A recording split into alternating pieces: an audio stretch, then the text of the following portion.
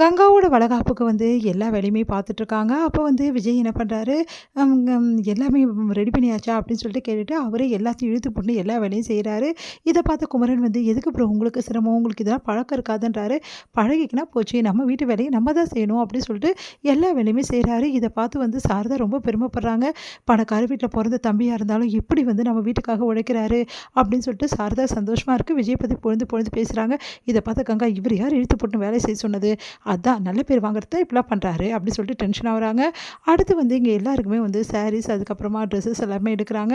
அப்போ நம்ம விஜய் என்ன பண்ணுறாரு, செமையா செலெக்ஷன் பண்ணுறாரு நம்ம காவேரிக்காக. இந்த இந்த சாரியும் அதே மாதிரி இந்த ஷர்ட்டும் கரெக்டாக இருக்கும் நம்ம 2 பேருக்கும் அப்படின்னு சொல்லிட்டு, பார்த்தீங்களா எப்படியெல்லாம் செலெக்ஷன் பண்ணுறாருன்னு, நீங்கள் ஏதாவது பண்ணுறீங்களா அப்படின்னு சொல்லிட்டு எப்பவும் போல் கங்கா குமரனை ஏதாவது திட்டிகிட்டு இருக்காங்க.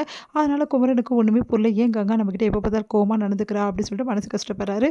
இந்த சூழ்நிலை இங்கே என்ன பண்ணுறாங்க, எல்லாருமே கிளம்பிட்டுருக்காங்க ஃபங்க்ஷனுக்காக. அப்போ காவேரி பழையபடி என்ன பண்ணுறாங்க, சாரீ கட்ட முடியாமல் கஷ்டப்படுறாங்க. இப்போ ஏற்கனவே எனக்கு சாரீ கட்டி ரொம்ப நாள் ஆகிடுச்சு, சுடிதாரே போட்டுட்ருக்கேன். இப்போ திடீர்னு சாரீ கட்ட சொன்னால் நான் எப்படி கட்டுறது? உடனே கங்காக்கா கூப்பிடலான்னு பார்த்தா அவளும் ப்ரெக்னெண்ட்டாக இருக்கா, அவளுக்கும் கிளம்பிட்டுருக்கா. இப்போ நம்ம அவளை டிஸ்டர்ப் பண்ண முடியாது. முன்னாடியெல்லாம் யமுனா வருவா, இப்போ அவள் இப்படி ஆகிட்டுருக்கா. இப்போ யார்கிட்ட சொல்கிறது? அம்மா வேறு வேலையாக இருக்குது. இப்போல்லாம் நான் சாரீ கட்ட முடியாதுன்னு சொன்னேன்னா பெரிய பிரச்சனை பண்ணுவாங்க. ஏற்கனவே நான் சுடிதார் தான் போட்டுட்ருக்கேன், இப்போ என்ன தான் பண்ணுறது அப்படின்னு சொல்லிட்டு யோசிச்சுட்டு இருக்காரு. விஜய் வராரு. விஜய் வந்தோடனே, என்னடி என்ன பண்ணிகிட்ருக்க அப்படின்னோடனே, பழையபடி தாங்க சாரீ கட்ட முடியலங்க. இன்னும் உனக்கு கட்ட வரலையா? ஃபர்ஸ்ட்டெல்லாம் கட்டிடுவேங்க. ஆனால் இப்போ கட்டவே முடியலங்க. ஏன்னா வயிறு பெருசாக இருக்குல்ல, அதனால என்னால் ஒழுங்காகவே குனிஞ்சு ஃப்ளீட் வைக்க முடியலங்க அப்படின்றாங்க. நீங்கள் வைக்கிறீங்களா? சரி சரி நான் வைக்கிறேன். உங்களுக்கு ஞாபகம் இருக்கா? கல்யாண புதுசில் நீங்கள் எனக்கு சாரீ கட்டி விட்டீங்களே, எனக்கு அதை மறக்கவே முடியாதுங்க. ஃப்ளீட் எப்படி வச்சிங்க அப்படின்னோடனே, அதெல்லாம் எனக்கு கூட மறக்க முடியாது காவேரி அப்படி சொல்கிறாரு. அடுத்து சரிங்க, இப்போ ஃப்ளீட் வச்சுட்டோன்னே லூஸாக தான் கட்டணும்.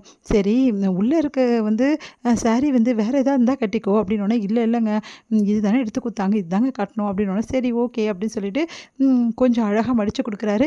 சரி காவேரி, நானே உனக்கு ஃபுல்லாகவே கட்டி விட்டுறேன் அப்படின்னா, அதெல்லாம் ஒன்றும் வேணாம், எனக்கு வெக்கமாக இருக்குது போங்க அப்படின்றாங்க. இப்போ என்ன வெக்கம்?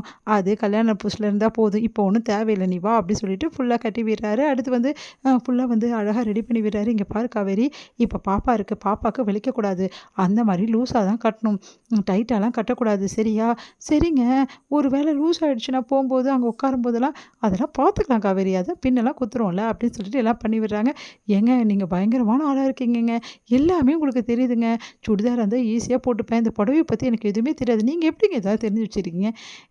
இப்போ தான் எல்லாமே நெட்டில் வந்துடுதில்ல, அப்புறம் என்ன காவேரி, எல்லாமே வந்துடுறதால எல்லாருக்கும் எல்லாமே தெரிய வருது, என்ன பண்ண சொல்கிற? பத்தாதுன்னு நான் சொல்லியிருந்தேன்ல அப்படி. ஆமாம் ஆமாம், அவங்க பாட்டி கட்டுவாங்க, அதனால் ஃபிட் பண்ணி விடுங்க அப்படின்னு தானே சொன்னீங்க, ஃப்ளீட்லாம் சரி பண்ணி விடுவீங்கன்னு. இப்போ தான் என் பொண்டாட்டியும் கட்டுறாள், என் பொண்டாட்டிக்காகவும் நான் கற்றுப்பேன் அப்படின்றாரு. சிரிக்கிறாங்க. அடுத்து ரொம்ப அழகாக இருக்குங்க, அழகாக இருக்குங்க அப்படின்னு சொல்லிட்டு கண்ணாடியை பார்க்குறாங்க.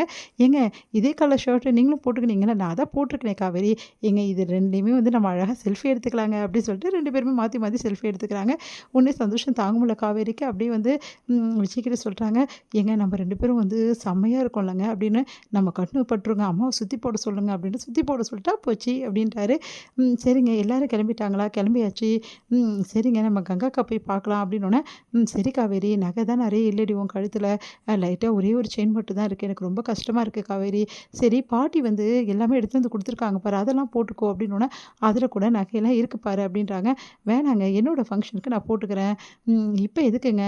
ஏன்னா கங்காக்காவும் ரொம்ப சிம்பிளாக தான் இருப்பா, இந்த டைமில் நானும் அப்படி போட்டுட்டா நல்லாவா இருக்கும் அப்படின்றாங்க. நீ சொல்கிறதும் கரெக்டு தான் அப்படின்னு சொல்லிட்டு வராரு. அடுத்து இங்கே 2 பேருமே ஜோடியாக வரதை பார்த்துட்டு என் கண்ணே பட்டு போய்ட்டு, எவ்வளோ அழகாக இருக்கீங்க, சுற்றி போடணுண்டி அப்படின்னோடனே, இப்போ தாம்மா அவர்கிட்ட சொன்னேன், அதே தான் நீயும் சொல்கிற அப்படின்றாங்க சாரதா கிட்ட. சாரதா முதல்ல உங்கள் 2 பேரும் சுற்றி போடணும், கண்ணு பட்டுரும் அப்படின்றாங்க. இதை பார்த்த கங்கா, பொண்ணு நான் தான் எனக்கு தான் வளகாப்பு, எனக்கு சுற்றி போடணும்னு தோணுது, அப்புறம் அம்மாவுக்கு நேராக அவளுக்கு தான் சுற்றி போடணும், அந்த விஜய்க்கு தான் சுற்றி போடணும் அப்படின்னு சொல்லிட்டு மறுபடியும் அப்படியே பார்த்து டென்ஷனாக வராங்க கங்கா. அடுத்து கங்கா, கிளம்பலாமாடி அப்படி சொன்னோன்னே, சரிம்மா, வீட்டிலேருந்து கிளம்பும்போது நலுங்கு வச்சு தான் கிளம்பி, அங்கே தான் நலுங்கு வைக்க போகிறோம் இல்லடி, அப்புறம் என்ன, வா போகலாம் அப்படின்றாங்க. சரி, என் ட்ரெஸ்ஸை பற்றி ஒன்றுமே சொல்ல, ஏன் நல்லா தானடி இருக்க அப்படி சொல்லிட்டு சொல்கிறாங்க. அதுக்கே டென்ஷன் ஆகுறாங்க.